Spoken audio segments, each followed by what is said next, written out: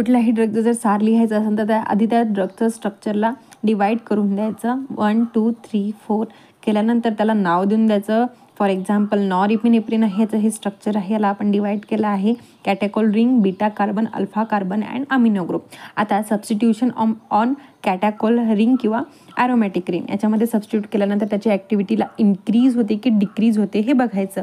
ह्या रिंगमधला जर एक OH आपण रिमूव्ह केला तर याची अल्फा आणि बीटा ॲक्टिव्हिटी डिक्रीज होते आणि दोन्ही OH जर रिमूव्ह केलं तर काय होतं, याची अल्फा आणि बीटा ॲक्टिव्हिटी ही डिक्रीज होते बट CNS ॲक्टिव्हिटी इन्क्रीज होते. सेम केसमध्ये बीटा कार्बनमध्ये जर आपण कुठल्याही प्रकारचं सबस्टिट्यूशन केलं तर याची CNS ॲक्टिव्हिटी ही कमी होते बट अल्फा आणि बीटा जी ॲक्टिव्हिटी ते इन्क्रीज होते. सेम केसमध्ये अल्फा कार्बनमध्ये काय होतं, अल्फा कार्बनमध्ये जर आपण एखादं सबस्टिट्यूशन केलं तर त्याचं काय होतं, मेटाबॉलिझम स्लोअर होतो आणि स्लो मेटाबॉलिझम झाल्यामुळं ते